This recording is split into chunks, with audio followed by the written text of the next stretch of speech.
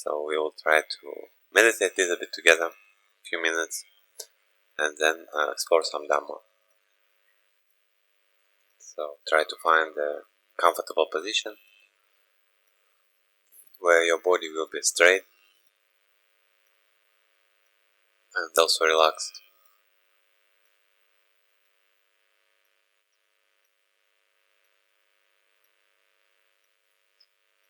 And also you may release your mind, relax any tension, worries, or thinking about future.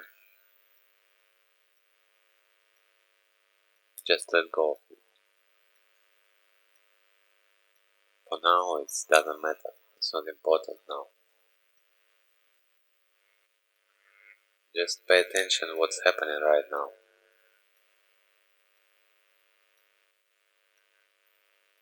Maybe how your arms touch legs, these sensations. Maybe the wind or fan blowing, or maybe some itching or pain in body. Just notice whatever sensations you experience and try to know them just as sensations. Not try to give any story about this. Just experience.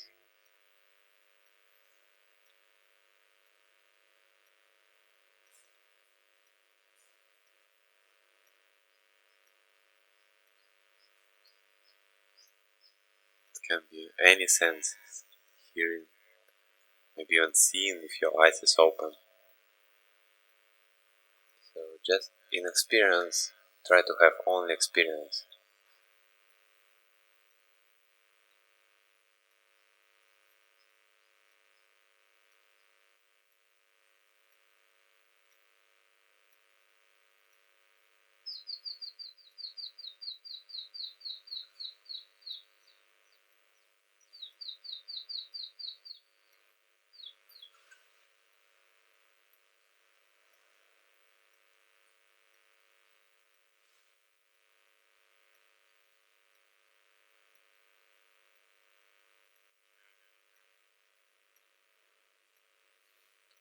So we will try to keep this attitude of presence in present moment throughout all the day, throughout any activity that you do. Even now some Dhamma discussion.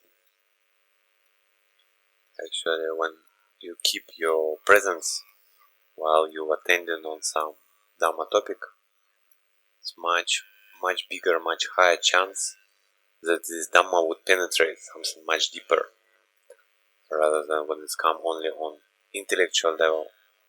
With presence, with samadhi, there's big chance that it can be fruitful for some insight. Okay.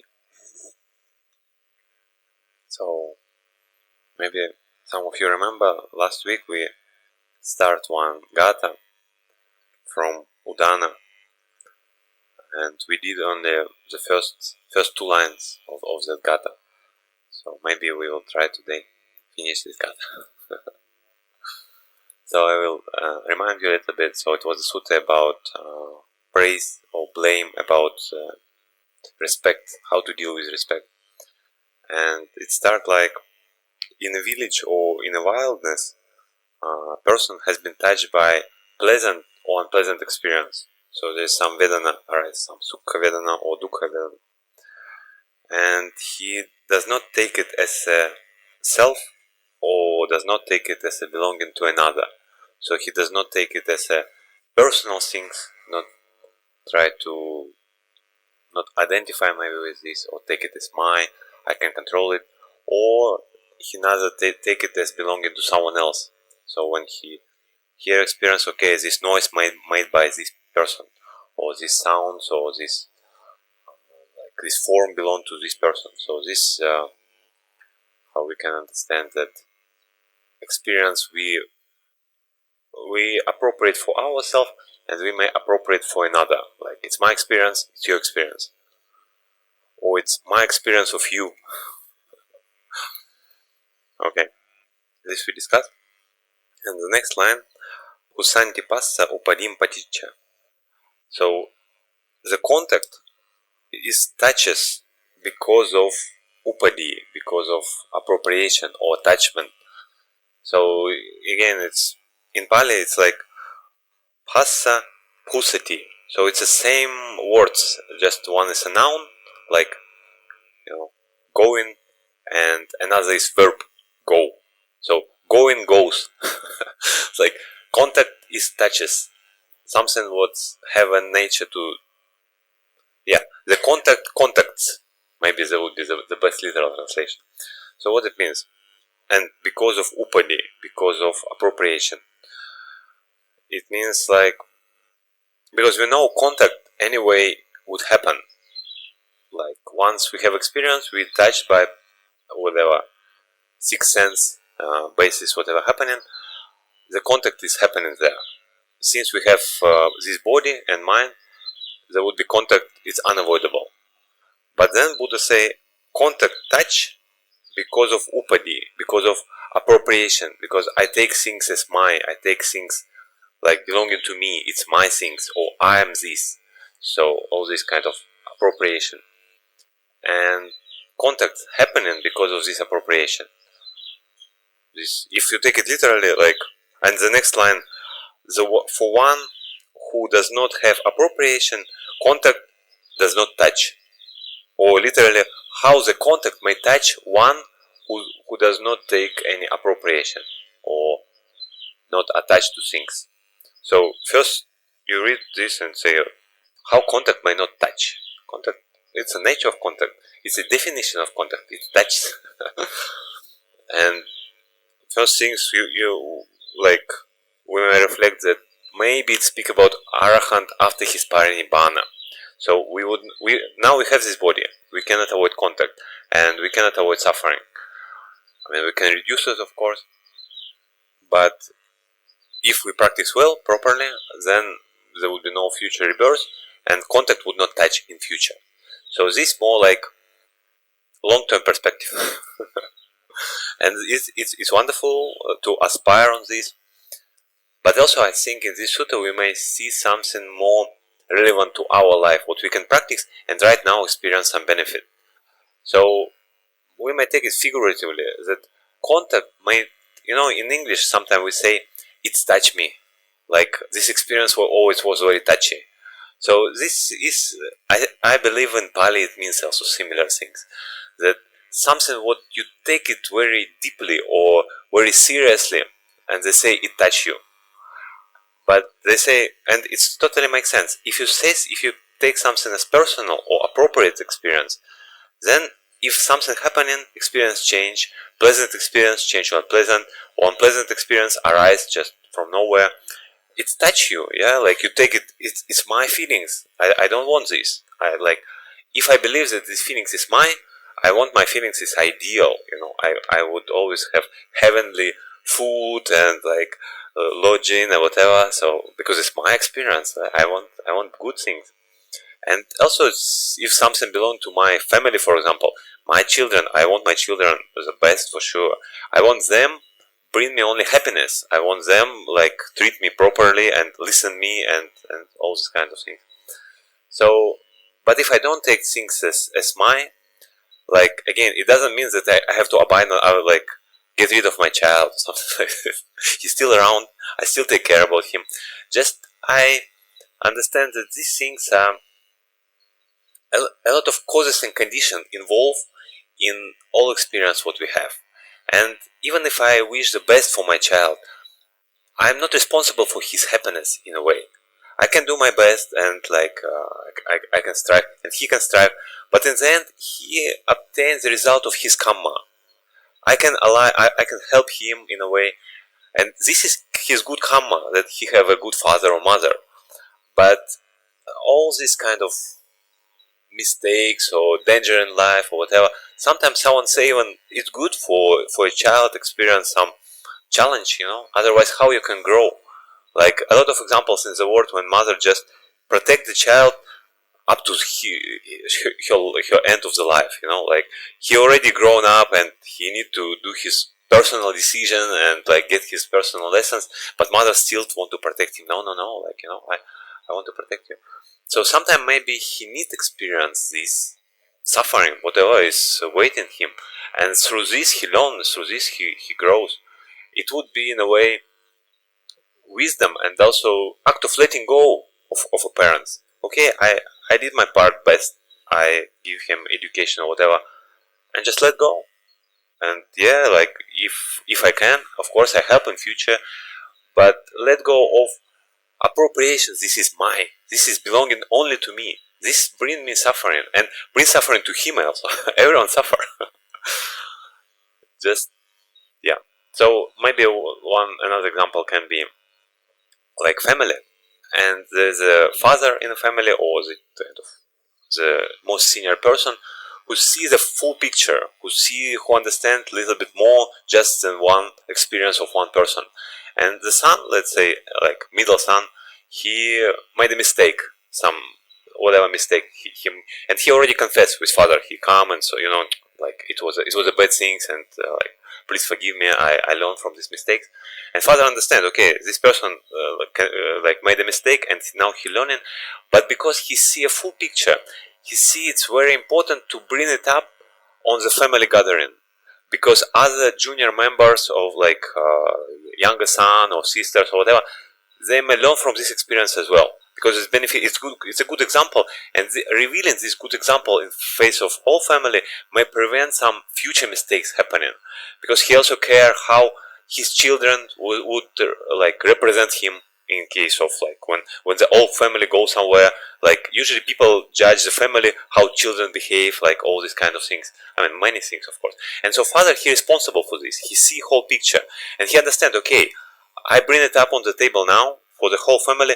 This like middle child, of course he would experience suffering, because now I have to bring his name and like situation, and of course he feels shame.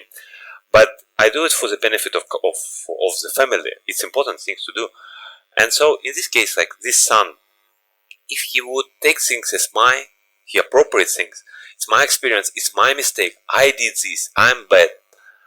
Then of course he suffer whenever they bring up the situation, and he suffer when like all family would know about this, and he hear about this. Oh, they think about me. They blame me. So that should start from the blame or praise. How deal with blame or praise?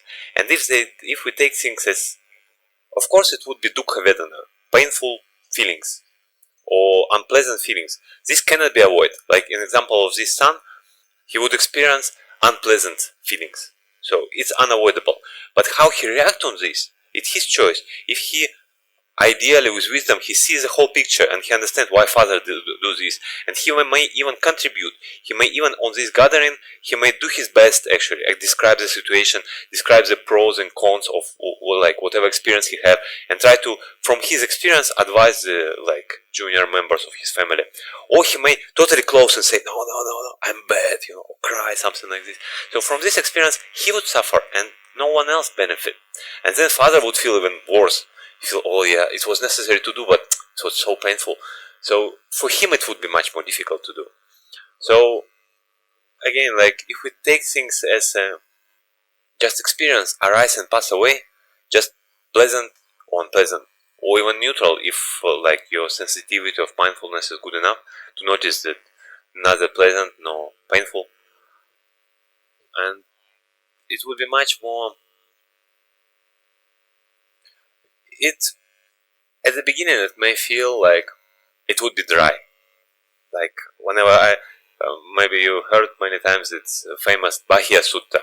They say in the seeing there is only seeing, in the hearing only hearing, in the touching, smelling or whatever only this experience, in thinking only thinking.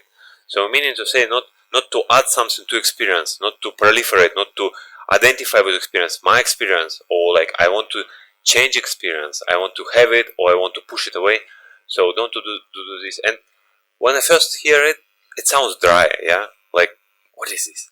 I like proliferation, I like see things and just imagine create a castle from they call it, create a castle from clouds, from nothing you create something and then you enjoy, you play with this, you like, oh, it would be nice there, it would be nice here. But it's the pleasure from this proliferation. It's come only from lack of mindfulness, I would say. Because if you're really mindful, while I proliferate, there is a tension in the mind. There is a tension, like especially if you proliferate about some sensual object, what you like to taste or experience. It's building, and the tension is building. You imagine things, and then you kind of come, and then you take it, you eat. There's a tension because you want it. You don't have it now. Now you're not happy with this experience, and because you're not happy, you imagine things, whatever would happen in future. So this experience with a close reflection may reveal you that this is not a peaceful state. This is not a happiness. If person would have a choice, even person would love the best food or whatever, if he would have a choice to take it food in unlimited amount, or to remove a desire for this, just to don't want it anymore, just to be happy as I'm now, like don't be hungry ever. I think everyone would love. Okay, I would. It's amazing, like yeah, you don't have to go down all the way, go up. I mean, it's nice to go, of course, but I would do it not for the desire of to eat something, but just for health, for example, for some other reason. But if you would, yeah, there is a pleasure from the sensations. But if anyone would know how to get even more pleasure from inside, from meditation, from be content in the present moment, like even this idea, I'm satisfied with whatever experience happening right now. Even this idea can bring so much joy, like this understanding that I can be content and satisfied with here and now, with whatever happening, without any change, without any. Then this is already, I don't know. For me, it's like higher human state. You know, when you in any given moment, you can be like this. And imagine if you die in this moment, in dying in full satisfaction or content, like okay, I had a good life, I had a wonderful life, and experience what I have now is the best what I can have. So I'm sure the destination of this death and rebirth would be the best you can ever imagine, like because of the contentment and peace what can be done. It doesn't mean we need to wait to practice it up to the last moment, of course, because in the last moment you would remember whatever you did in your life habitually. So it doesn't work like a magic. Okay, all life let me be greedy, and in last moment, okay, I will be generous. You know, it would not work like this. So I wish all of you to be able to experience as experience. Not to imagine, not to put something, not to proliferate, but just be content and happy, and not take things as mine. Sad.